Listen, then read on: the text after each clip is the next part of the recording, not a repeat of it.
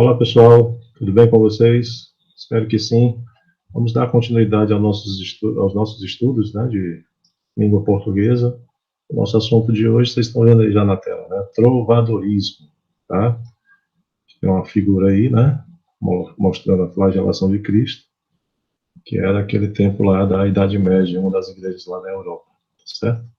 Claro que a nossa concentração maior em relação a essa parte de literatura, a gente vai, como eu já falei nas aulas anteriores, concentrar na literatura portuguesa, né? Até porque nessa época ainda, da Idade Média, não havíamos descoberto o Brasil ainda, certo?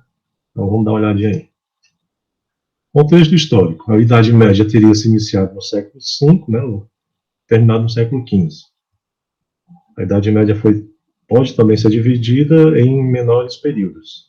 A Alta Idade Média, do século V ao século X, ou do século V ao X, tá? Ou a Baixa Idade Média do século XI até o século XV. Tá? Essa é só uma divisão que os historiadores fazem, mostrando os períodos de uma forma distinta. A Alta Idade Média, vocês estão vendo aí uma figura que representa isso, porque, como eu já falei na outra aula, foi uma época, né, de muita coisa ruim para a humanidade, somente se tratando lá da Europa Ocidental, que é o que a gente estuda mais aqui nos nossos livros de literatura, tá? Então é conhecida também a Alta Idade Média como Idade das Trevas. Na Idade Média, do século XI ao século XV, começaram a ser abertas novas escolas ao longo de todo o continente, aí a gente fala de Europa, né? Inclusive em cidades e vilas menores.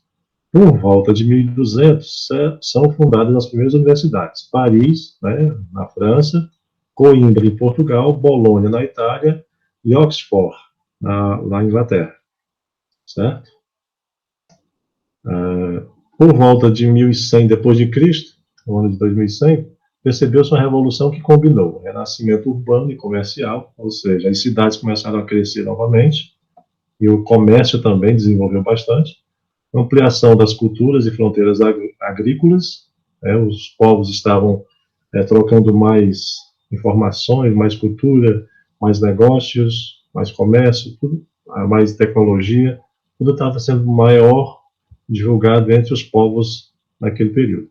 Crescimento econômico, claro que tudo que pensava-se naquela época, como hoje ainda, é em ver a riqueza, né?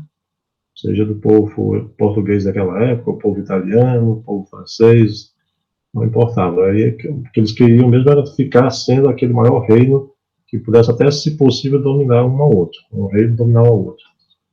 Desenvolvimento intelectual e as grandes revoluções tecnológicas. Né? Os pensadores, os artistas, os cientistas estavam buscando sempre esse desenvolvimento maior para ficar usando a sua inteligência a favor do seu próprio povo.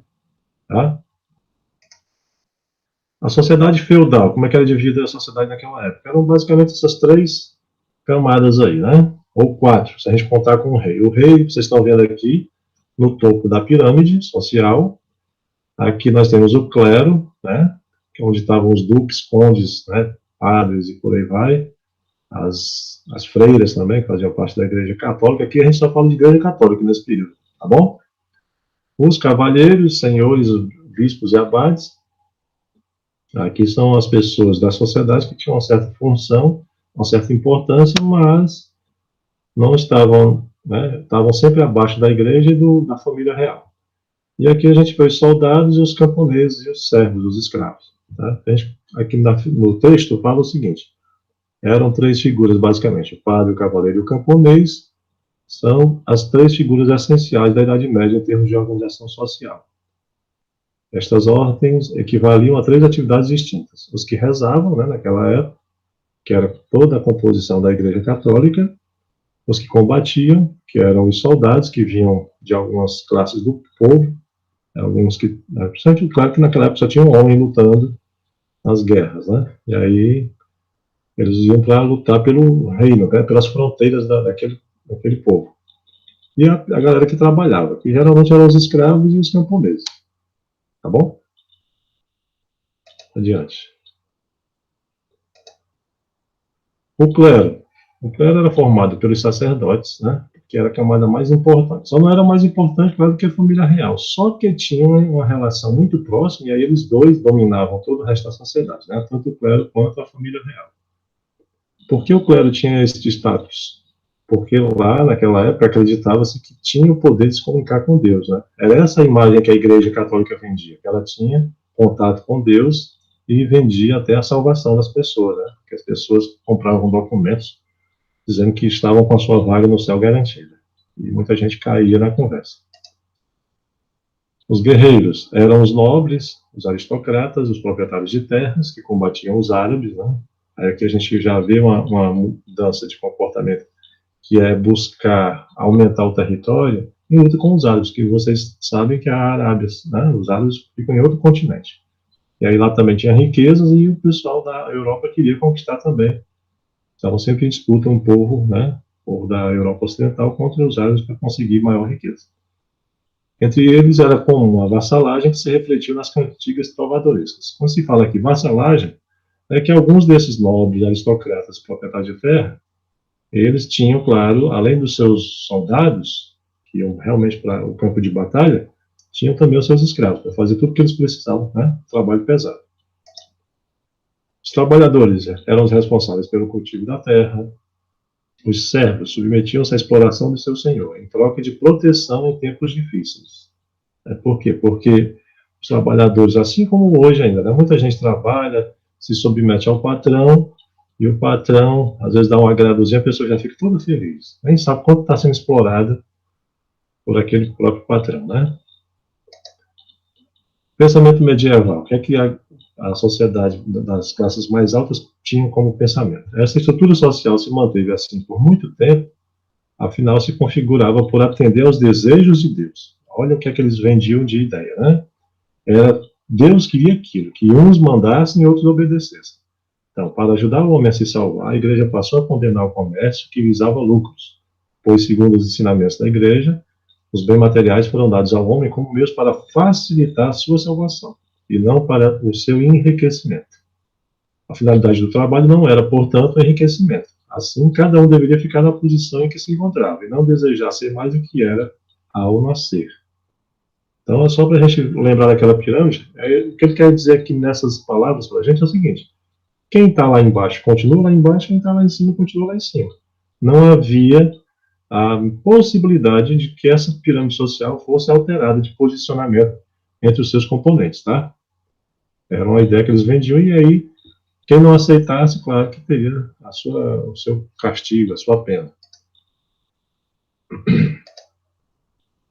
Teocentrismo era outra ideia que era vendida também, né? Que eu já falei com vocês a respeito. A igreja era responsável pela vida cultural e religiosa e, portanto, controlava os valores morais, éticos e artísticos, evitando a influência de culturas pagãs, ou seja, as culturas que não tinham a ver com as escrituras da Bíblia, né, que a igreja pregava, sobre o povo ignorante. Então, tudo que era do mundo, né, como a gente falou hoje, coisa mundana, eles não deixavam prevalecer para não fazer a cabeça do povo pensar o contrário do que eles queriam. Toda e qualquer manifestação artística era voltada para o louvor a Deus. Teocentrismo é Deus como centro de tudo, né? Teo, palavra grega, que significa Deus, que estava no centro de tudo. Era essa a ideia que a igreja vendia. Tá bom? Vamos continuando. As manifestações do povo. As primeiras produções artísticas ligadas à nossa literatura e vindas do povo foram as cantigas. A importância dessas cantigas encontra-se em dois aspectos, né, primordialmente. A mudança da língua, que saiu o latim e entrou o galego e o português, né, porque a gente sabe, vocês já devem lembrar que eu falei isso em outras aulas, o latim deu origem a várias línguas, inclusive o galego e o português, que era falado ali naquela região que envolve um pouco da Espanha, de Portugal, França, Itália, tá? Por isso que essas línguas são tão próximas do nosso idioma, o português, né?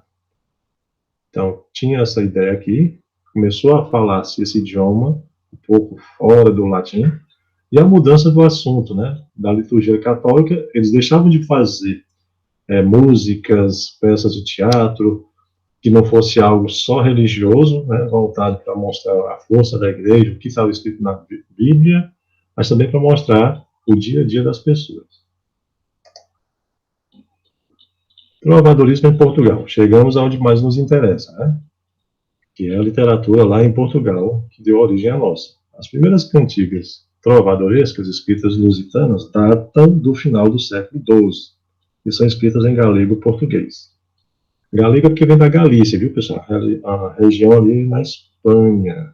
Pega um pouquinho da Espanha, acho que um pouquinho de Portugal também. A cantiga considerada o marco inicial da literatura portuguesa é a Cantiga da Ribeirinha, que o seu autor é esse rapaz que está escrito embaixo, Paio Soares de Taveiroz, tá? Que também recebe o nome dessa cantiga de Cantiga da Guarvaia. Tá? Ela tem dois nomes, né? Qual a importância dessa cantiga para a gente, dessa poesia? Porque ela é o primeiro documento, né, como ele fala aqui, ó, marco inicial da literatura portuguesa.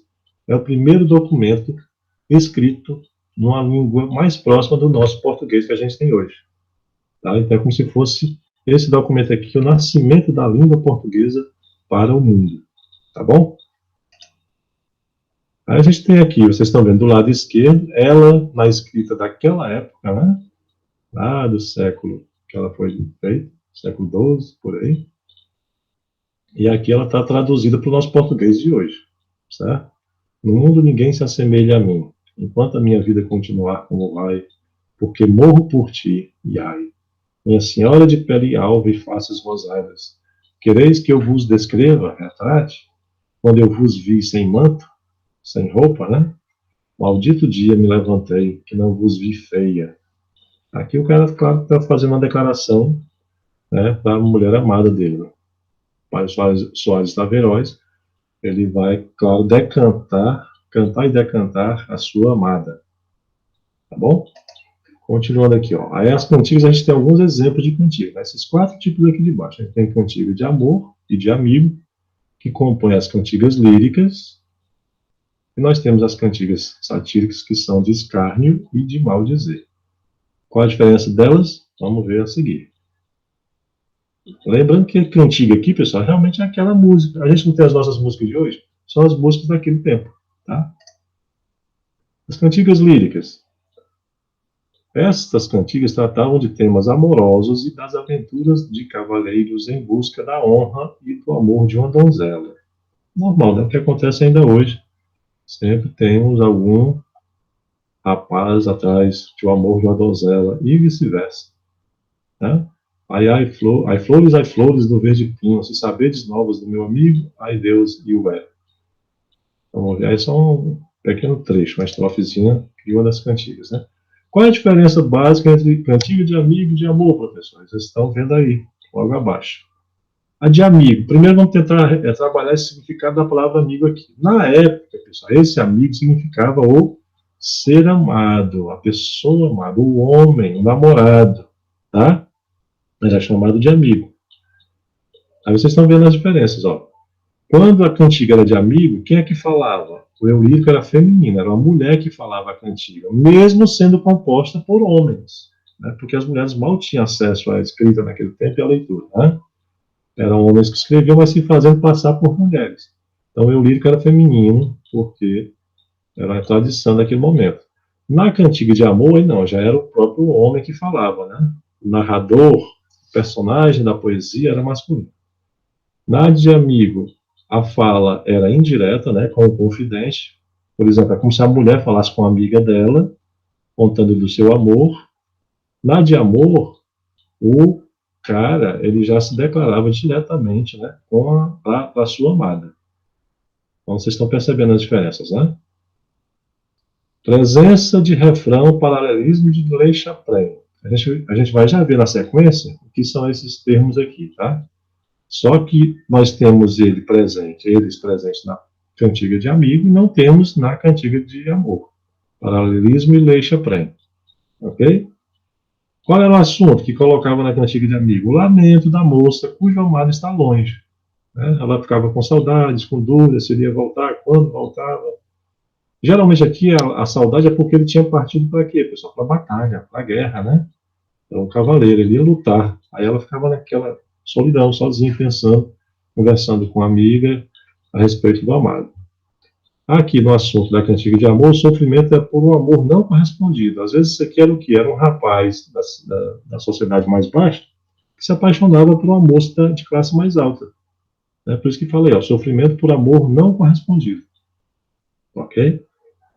O ambiente da cantiga de amiga no campo, né, ambiente rural, na mata, vamos dizer assim, na parte mais menos habitada. E aqui o sofrimento do rapaz se dava mais na corte. O que é a corte? É o palácio, né? O ambiente do palácio, suas redondezas. Então eles geralmente se apaixonavam um rapaz por uma pessoa de uma classe mais alta e às vezes o amor não dava certo.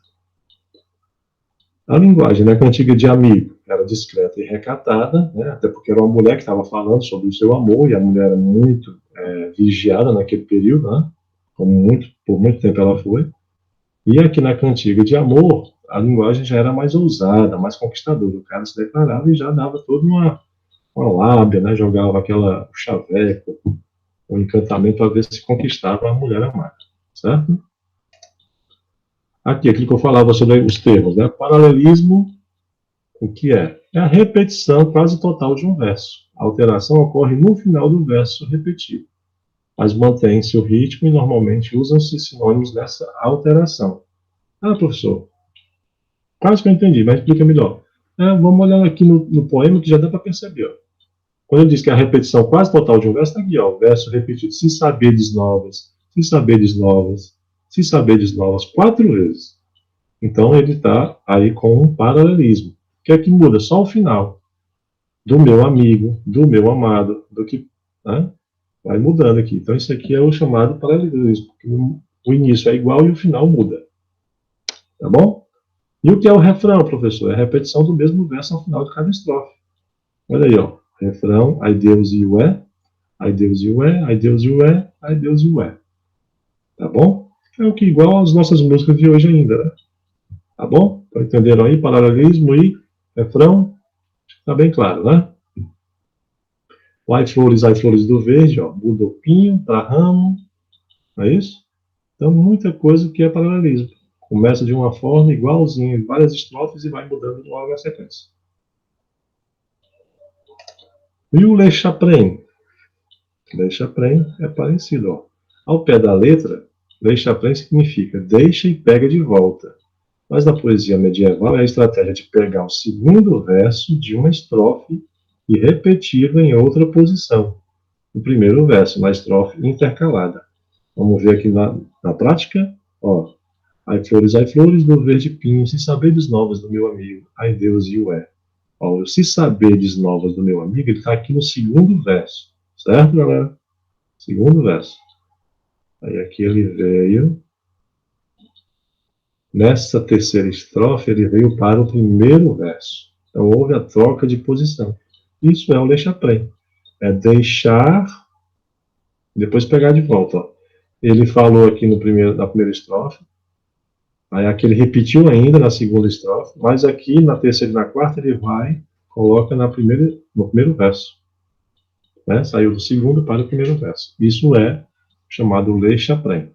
Tá bom? Cantigas satíricas. A gente sai das cantigas líricas, que a gente viu ali que era a declaração, era falar dos sentimentos amorosos ou da mulher pelo seu amado, ou do homem pela sua amada. A gente vai agora para as cantigas satíricas. São verdadeiros documentos da vida social, principalmente da corte. Por quê? Porque fazem ecoar as reações públicas a certos fatos políticos.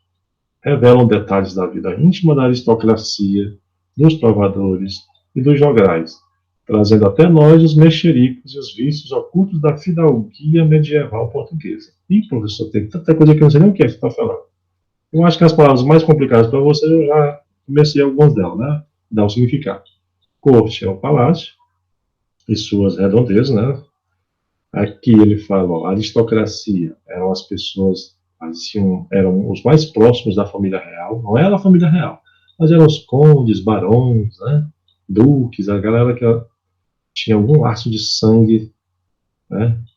Com a família real mais distante. Os trovadores eram os artistas, né? Os cantores e compositores, e os jogais também, ok? Aí ele fala aqui, fidalguia, os vícios ocultos da fidalguia medieval. Fidalguia é quando você era filho de alguém bastante conhecido, naquele período lá da sociedade. Então, você é um fidalgo, é que você é famoso por ser conhecido, é filho de alguém conhecido, alguém famoso na comunidade.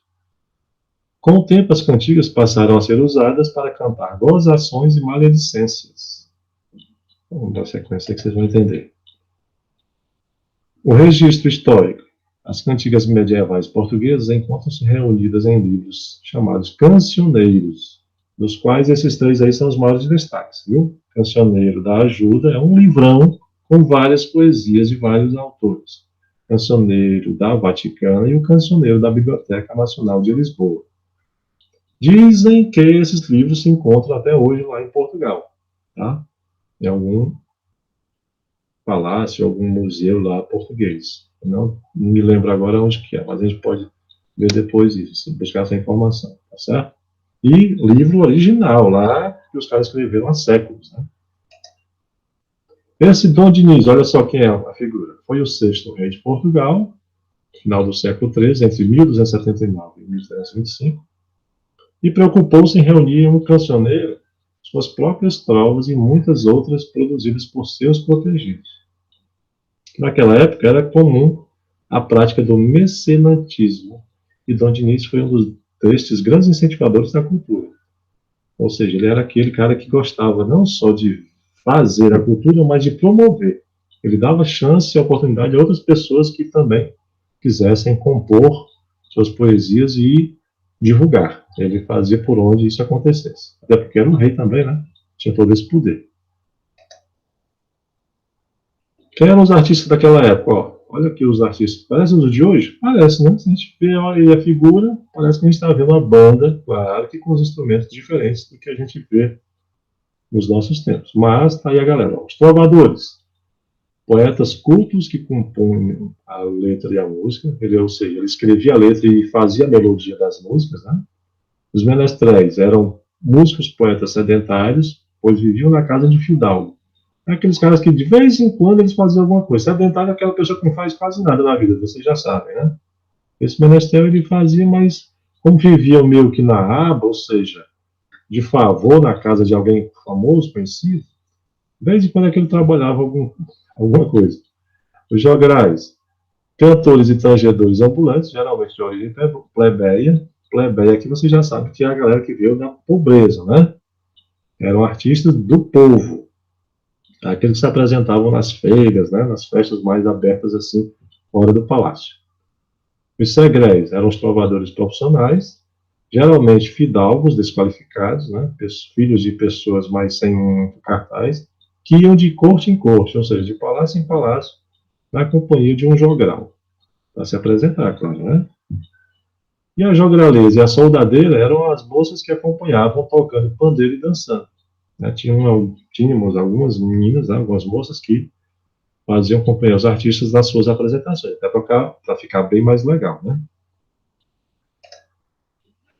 Aí nós temos o exemplo de uma poesia do Martin Codex, que é esse rapaz aqui, ó, vamos ver um pouquinho sobre ele. Viveu entre a segunda metade do século XIII e começo do século XIV.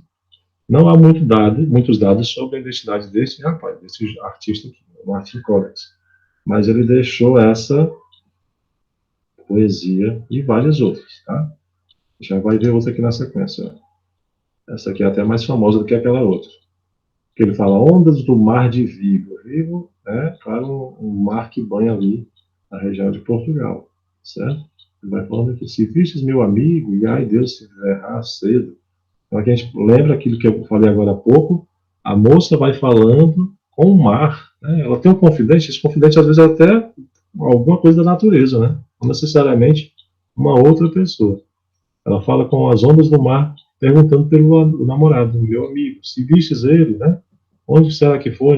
Onde que ele está? Então era essa aqui a ideia das cantigas daquela época. As cantigas satíricas, a gente vai agora para aquelas que a gente estava falando, que são de uma forma mais pesada no sentido das palavras provocarem o desagrado, né, em alguém. Olha aí, ó. Primeiro, vamos ver a diferença de uma para outra. De escárnio e de maldizer. Lembrando o significado da palavra escárnio para vocês, é o que a gente fala hoje no popular. Quando a gente tira o couro um do outro, né? O que a gente quer dizer quando a gente, fulano tirou o couro do outro? É que fez pouco, né? Fez a maior zoação, trollou, mangou, brincou, ou, como a gente fala até no cearense, frescou demais com a casa da pessoa, tirando ela do sério, né? Era o que acontecia aqui nessas cantigas, tá certo? Olha aí, ó. Só que na de escárnio, como é que era essa provocação? Era indireta. Ou seja, você falava de alguém, mas não dizia quem era. Na de maldizer, você já dizia o nome da pessoa. Tá? Na de escárnio, as ideias lá, as palavras eram ambíguas, né? As frases, os versos davam duplo sentido. Aqui na de maldizer já eram sem equívocos, era diretamente, sem nenhum erro. Ah, eu estou falando é dessa pessoa e eu estou falando tudo que eu quero dela, com todos os adjetivos possíveis e imagináveis. Na de escárnio, o uso da ironia era leve, né? Na de maldizer já era bastante ofensiva, botava a pessoa bem para baixo mesmo, na sua moral e na sua reputação. A de escárnio ainda, a intenção era fazer mais uma brincadeira, uma chacota, né? Uma zoação, como a gente fala, e na de maldizer tinha muito palavrão, xingamento, e era com toda a intenção mesmo de difamar a figura na sociedade daquela época, ok? Essas composições satíricas circulavam por lugares públicos, como feiras, colheitas, tabernas, periferias, caracterizando uma literatura marginal, mas mesmo por isso de importância histórica bastante razoável, pelo registro social feito. Né? Por quê? Porque através dessas poesias, os historiadores conseguiram conhecer melhor ainda a sociedade lá da Idade Média, certo? Porque elas traziam bastante informações a respeito de pessoas até importantes mesmo da sociedade. Aí a gente vê um exemplo de Cantiga de Escárnio, o cara falando sobre uma senhora que não tinha tanta beleza, né? A gente estudou agora há pouco sobre o eufemismo, ele fala: ai, dona feia, foste vos queixar, que nunca vos quis louvar em meu trovar, mas agora quero fazer um cantar, em que a louvação não será pouca, e vede como quero vos louvar, dona feia, velha e louca. Tá vendo aí?